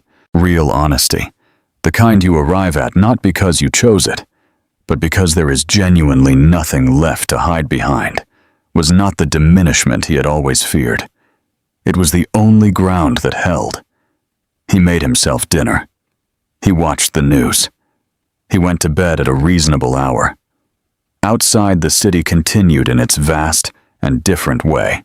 And in a building across that city, a woman with dark hair sat at a desk that had been her father's, reviewing the quarterly financials of the Rosemont Hospitality Group, making decisions that she had earned the right to make in a room that bore no trace of anyone who had tried to take it from her. She worked until midnight. Then she closed her laptop, stood, and walked to the window. The city was still there. It always was. Spring came to New York the way it always does. Without asking permission, pushing through the last cold weeks of March with a persistence that the city either matched or got out of the way of. The trees in Central Park went from bare to tentative to suddenly almost aggressively green. The morning light changed angle. People walked differently. Claire noticed these things now, in a way she had not permitted herself to notice them for years. Not because she had been unhappy, or not only because of that, but because the years of careful management of holding everything at a precise tension, of being always the person who was watching and documenting and preparing, had required a specific kind of internal narrowness, a containment. You cannot carry 14 months of covert legal preparation and also be fully present to the color of a March afternoon. The math does not work, but the preparation was done. The legal proceedings were resolved. The divorce had been finalized in February, a process that was by the standards of what it could have been relatively clean. Nathan had cooperated. Daniel Forsythe had been professional. Arthur had been thorough. Claire had been, as she was, in everything precise. She had walked out of the attorney's office on a Tuesday afternoon in February and stood on the sidewalk in the cold and felt something she had not anticipated. Not relief, exactly. And not triumph. And not grief, though grief was in there somewhere. The particular grief of a marriage that had failed so gradually and so completely that its ending felt less like a loss and more like the official acknowledgement of an absence that had existed for years. What she felt standing on that sidewalk was space. For the first time in a very long time, the space around her felt like it belonged to her. She had taken a long walk. She had not called anyone. She had bought a coffee from a card on Lexington and walked for 40 minutes through the city in the cold February air. and by the time she arrived at the Rosemont Grand side entrance, her entrance, the one the staff held for her without being asked, she knew what the next phase looked like. She had been thinking about it for a while. Not the business decisions, those were already in motion. The restructuring complete the 3 properties her father had built, all fully restored to the company's portfolio and operating at margins that had not been seen since his tenure. Not the personal logistics, the apartment, the children's routines, the calendar. Those were manageable. What she had been thinking about was what she wanted to build next. Not recover, not restore. Build something new, something that bore her own imprint rather than her father's legacy or her husband's damage, something that was entirely unapologetically hers. She had an idea. She had been sitting with it for 6 months. In April, she called a meeting. The conference room on the Rosemont Grand's administrative floor held 12 people, and Claire had filled it with exactly the people she wanted. Michael Reyes, the general manager, her head of operations, her chief financial officer, a woman named Sandra Park, who had joined the company 8 months ago, and who had in those 8 months demonstrated a quality of financial clarity that Claire had found almost physically relieving after years of Nathan's deliberate obfuscation, her head of communications, 2 members of her board, and 3 women who were not Rosemont employees, who had no history with the company at all, but who sat at the table with a particular attentiveness of people who have been invited into a room and understand that the invitation is significant.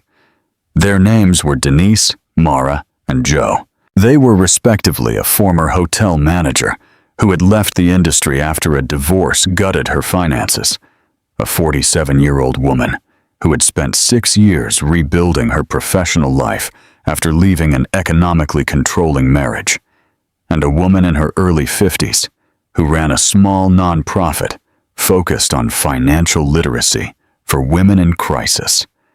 Claire stood at the head of the table. "I want to talk about what we're going to build," she said. "Not what we've recovered, what we're going to build."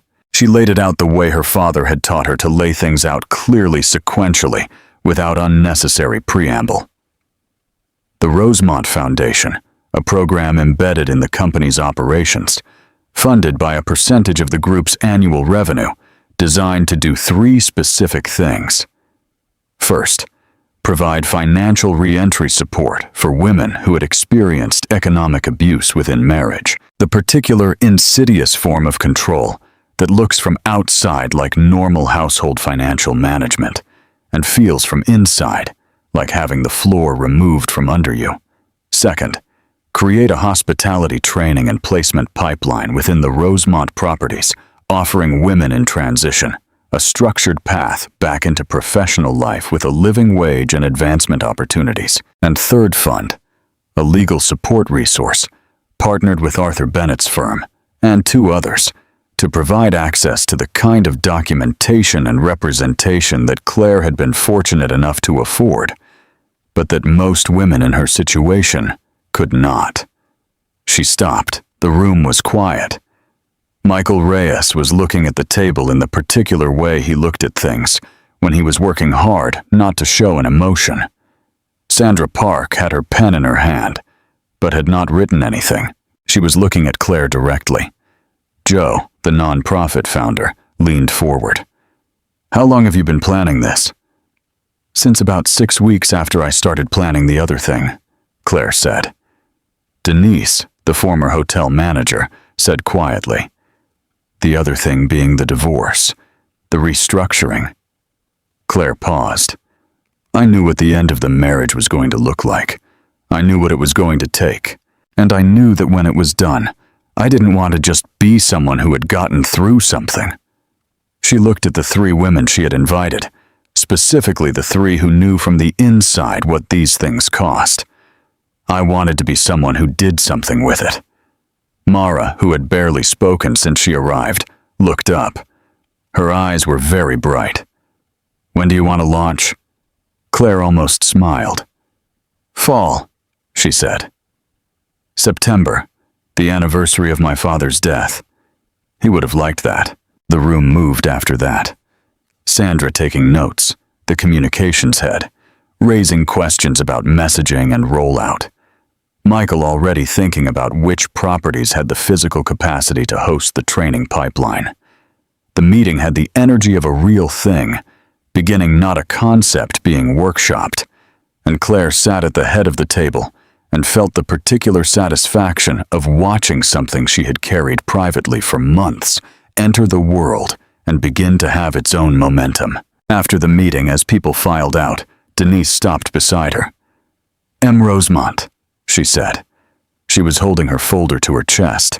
She was about 53 with careful eyes and the posture of someone who had rebuilt herself from the inside out and knew exactly how much that costs. "Can I ask you something?" "Of course." "Was there a moment," Denise said, "a specific moment when you knew when you decided you were going to do all of it? Not just get out, but all of it?" Claire thought about this. She thought about Arthur's office 3 years ago and the document she had brought and the question he had asked. She thought about her father in the lobby of the first Rosemont property, pointing at a detail she had been too young to understand, explaining why precision matters. She thought about a Sunday morning 14 months into her documentation, when she had been sitting at the kitchen table at 6 o'clock in the morning with a folder of account records, and Nathan had walked through in his suit on his way to what he had said was a board breakfast. And he had paused in the kitchen doorway and looked at her with the specific expression of a man who sees a woman at a table and thinks he understands exactly what she is doing. He had said, "You're up early." She had said, "I couldn't sleep." He had nodded and left. She had looked back at her folder, and she had thought, "He doesn't see it. He is looking directly at it, and he cannot see it." And that thought, not with anger, not with sadness, but with a kind of crystalline clarity, had been the moment she understood that what she was doing was already finished in all the ways that mattered. The legal work was still ahead of her. The confrontation was still ahead of her. But the decision, the actual irreversible internal decision, had been made in that kitchen at 6 o'clock in the morning while Nathan walked out the door without looking back. She told Denise a shortened version of this. Denise listened. Then she said, "The moment when you realize they can't see you is the moment you understand you have to stop waiting to be seen." She paused. "That's when you start." "Yes," Claire said. "That's exactly when." It's in May, a journalist named Rebecca Torres called the Rosemont Grand's communications office requesting an interview with Claire Rosemont. Rebecca wrote for a business magazine, a well-regarded publication, the kind that profiled founders and executives with the depth that required multiple conversations rather than a single quote. She had been following the Rosemont restructuring story since the fall, and she had recently learned through sources she declined to name about the foundation and what Claire was building. Claire agreed to the interview. They met 3 times, once in Claire's office at the hotel, once over coffee at a place Claire chose herself, not one of her own properties, a small independent cafe in the West Village that had been there for 30 years, and that Claire visited specifically because it had survived every economic wave by doing one thing, and doing it with stubborn, uncompromising care. And once on the phone, late on a Thursday evening, when Rebecca called with a final set of questions, and they ended up talking for 2 hours about things that went beyond the article's scope about fathers and daughters, about the particular education of being underestimated, about what it takes to rebuild something that was damaged by the person who was supposed to protect it. The article published in June. The cover was a photograph of Claire standing at her father's desk in a jacket the color of the Rosemont Navy, one hand resting on the desk surface, looking directly at the camera with an expression that was not a performance of confidence and not a performance of anything. just her face looking out in the specific way of someone who has stopped editing themselves for other people's comfort. The headline read, "Claire Rosemont, the woman who turned silence into an empire." Nathan saw it on a Tuesday morning. He was in the break room of the financial advisory firm pouring coffee when his colleague Patricia set the magazine on the counter beside him without saying anything. He looked at it. He looked at the cover. He picked it up. He read the article standing at the counter. He did not sit down. He read it the way you read something when every paragraph is arriving with information you already knew, but had never seen assembled and reflected back at you in language this clear. Rebecca Torres wrote about Edward Rosemont and what he built. She wrote about how he died and what he left. She wrote about the 4 years of quiet erosion without naming Nathan by name, with the careful legal language that means the same thing without the liability. And she wrote about the 14 months of documentation and the restructuring and the confrontation and the foundation. She wrote about what Denise and Mara and Joe were building with Claire. She wrote about the hospitality training pipeline and the legal support resource and the financial re-entry program and the 53 women who had already enrolled in the foundation's first cohort. 53 women in 6 months before the official launch, just from word of mouth and a preliminary announcement on the Rosemont website. 53 women had enrolled. Nathan put the magazine down on the counter. He picked up his coffee. He stood there for a long time. Patricia came back for her own coffee. She looked at the magazine. She looked at him. She was not a woman who said things to make people feel better when feeling better was not the point. "Did you know her?" she asked. He took a breath. "Yes," he said. Patricia picked up her coffee. She nodded once in the way of someone who has received an answer that explained several things they had quietly wondered about. She did not say anything else. She went back to her desk. Nathan stood at the counter with his coffee cooling in his hand, and he read the headline one more time, "The woman who turned silence into an empire." He thought about the kitchen table at 6 o'clock in the morning. He thought about the charity dinners she attended alone. He thought about the way she had said his name in the restaurant flat, calibrated a word she had practiced saying in that exact way for a long time. He thought about what she had said. "You ended the marriage a long time ago. I'm just finishing the paperwork." He thought about Emma at breakfast that Saturday in March, ordering the pancakes she had wanted, and talking about her environmental science project, and laughing at something Nathan had said. A genuine laugh, not a performed one. The kind his daughter gave freely when she trusted that the person across from her was actually there and not somewhere else. He thought about what it had taken to earn that laugh back. Not much, as it turned out. Just showing up, just being present without agenda, without performance, without the constant background calculation of how things appeared, just sitting across from his daughter in a booth in a diner and listening to her talk about the carbon cycle. That was all it had taken.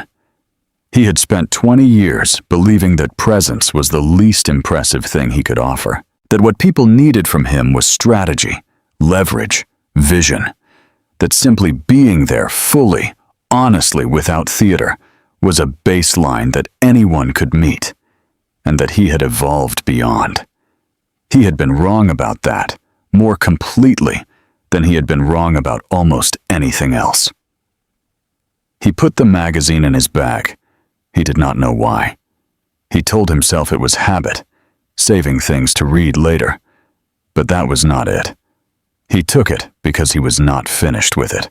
Because there was something in those pages that he needed to sit with, something that was not comfortable to sit with, and that he was going to sit with anyway. He went back to his desk. He worked. At the end of June, Claire stood on the balcony of the Rosemont Grand.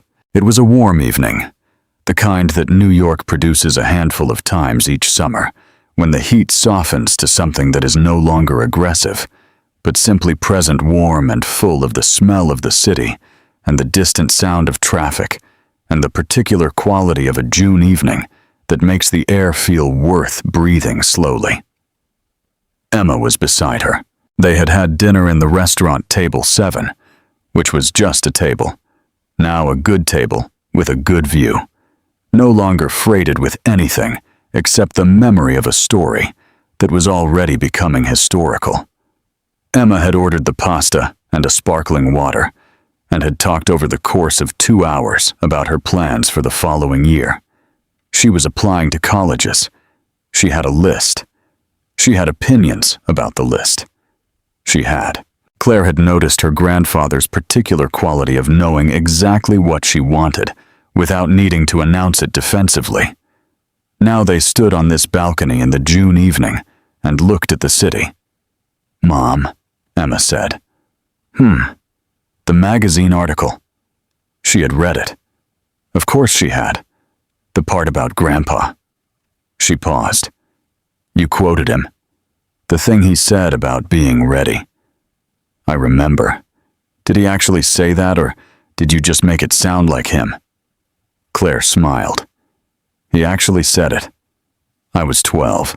We were in the original hotel, the one on 53rd, and a competitor had tried to take one of our supplier contracts by going behind his back. He was furious, but he didn't show it. He just got very still and very quiet." She paused. "He took me into the restaurant and ordered lunch and explained very calmly exactly what he was going to do about it and exactly why it was going to work." She looked at the city, and then he said, "The best response to someone who doesn't take you seriously is not to argue, it's to be ready." Emma was quiet for a moment. "Did you think about him when it was all happening?" "I thought about him constantly," Claire said. "I thought about what he would have seen in Nathan early on, because he would have seen it. He saw everything. I used to wonder if that was why he never said anything directly, if he thought I needed to learn it myself." She paused. "I think now that he trusted me to." Emma leaned on the railing. "I'm proud of you," she said. It came out simply without preamble, in the direct way that Emma said things she meant. Claire put her arm around her daughter's shoulders. They stood like that for a moment. 2 women at the top of a building that carried a family name, one who had built it, and one who was beginning to understand what that meant. "What happens to the foundation?" Emma asked. "Long term. It grows," Claire said. "It becomes its own thing. Independent revenue stream, separate board embedded in the company's structure, but with its own governance." She paused. "In 10 years, I want it to be bigger than the hotels." Emma looked at her. "Is that realistic? Your grandfather built 3 hotels in 12 years, starting with 1 property and a loan he had to fight for." Claire said, "Yes, it's realistic." Emma smiled. "Okay," she said. "Good." They stayed on the balcony a while longer. Emma eventually went back inside. She had a phone call. She said a friend from school. The ordinary life of a teenager, continuing alongside the extraordinary one she had been witness to this year. Claire stayed. She stayed because she was not ready yet to leave this moment. She looked at the city the way her father had taught her to look at it, not as something to be conquered or impressed, not as an audience for anything, but as a fact of the world. Large and various and continuing, indifferent to individual stories, but made of nothing else. She thought about the last 4 years. Not the specific events, the documents, the legal filings, the restaurant, the Navy suit, the expression on Nathan's face when he understood what he was sitting in. Those were already receding into the past, the way all specific events recede, becoming part of the larger shape of a life rather than its defining moments. She thought about what had sustained her, It was not anger. She had felt anger early on, in the first year of understanding what Nathan had done. She had felt a very clean, very cold anger that had been actually useful. Anger is useful when it is accurate. Hers had been accurate. She had used it to focus, and then she had set it down because she understood instinctively that carrying it beyond its usefulness would make her less precise, not more. It was not the desire for revenge, which is a different thing from justice, less efficient and more expensive. What had sustained her was something she had not fully named until now, standing on this balcony in the June evening. It was the same thing her father had modeled for her across her entire childhood, without ever calling it by name. The same thing he had demonstrated in restaurants and boardrooms, and quiet conversations about competitors who had not been able to see what he was building until it was already built. It was the willingness to be in the process without needing the process to be finished, to do the work on days when the work felt impossible and the outcome felt and the person across the table from you believed with complete sincerity that you were not paying attention to document and prepare and restructure and wait, not passively. Not in defeat, but in the active, purposeful way of someone who knows what they are building and understands that the thing being built cannot be rushed without being broken. It was patience, not the passive kind, the kind with architecture. Her father had called it simply being ready. She had been ready. She was still ready. The city below her continued its vast, complex, unceasing life. Lights came on in towers across the skyline. Cars moved in their grids. People in 10,000 rooms made decisions that would matter and decisions that would not, and loved each other well, and loved each other badly, and built things and lost things and started over. Which is the most human of all activities, the one that requires the most and asks for the least recognition. Claire Rosemont stood on the balcony of her father's hotel and looked at all of it. She was not the woman Nathan had believed he married. She had never been that woman. She was the woman who had learned to read a room at 12 years old, who had buried her father without falling apart, because she understood that falling apart was a luxury the work could not afford, who had sat across a kitchen table from the man she had trusted with everything, and quietly, methodically, without drama or announcement, taken everything back. She was the woman who had chosen a navy suit and walked through a restaurant and said, "You're sitting in my chair."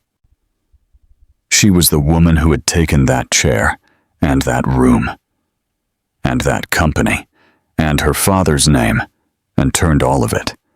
The grief and the betrayal and the long years of being underestimated into something that would outlast her. That would carry 53 women, and then 500, and then more. That would be in the world long after the specific details of one Sunday evening in November had faded from everyone's memory. She was Claire Rosemont. She had always been Claire Rosemont, and she was just getting started.